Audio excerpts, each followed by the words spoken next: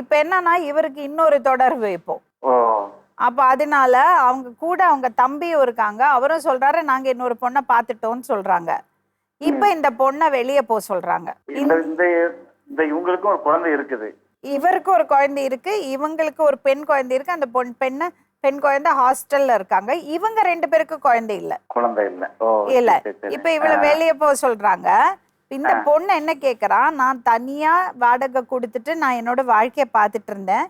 எனக்கு ஆசை காமிச்சு என்ன மோசம் பண்ணி என்ன வீட்டுக்கு கூட்டிட்டு போய் 5 வருஷம் அவரோட தேவைக்கெல்லாம் என்ன யூஸ் பண்ணிட்டு இப்ப வெளிய போ சொல்றாரே, நான் போக மாட்டேன். எனக்கானது என் வாழ்க்கை பூரா அவர் தான் வாடகை கொடுக்கணும், அவர் தான் எனக்கு செலவு கொடுக்கணும்னு அந்த பொண்ணு சொல்றா. கண்டிப்பாக அவங்க வந்து அந்த இதை கோரலாம் மேடம், அவங்களோட ரைட்ஸை கோரலாம். ஏன்னா வந்து அல்லது வந்து இவங்க இது இல்லைன்னா குடும்ப நல நீதிமன்றத்திலயும் வந்து இவர் என்னை கணவன் மனைவியாக தான் வாழ்ந்திருந்தோம், எனக்கு வந்து இவர் வந்து மெயின்டெனன்ஸ் கொடுக்கலாம்னு கேட்கலாம். இல்லது வந்து காவல்துறையிலையும் இது புகார் கொடுத்து என்னை பாலியல் வன்முறைக்கு படுத்தினாரு, ஆசை காட்டி என்னை மோசப்படுத்திட்டாருன்னு சொல்லி கூட ஒரு புகார் கொடுத்து குற்றவியல் நடவடிக்கைக்கும் உட்படுத்தலாம்.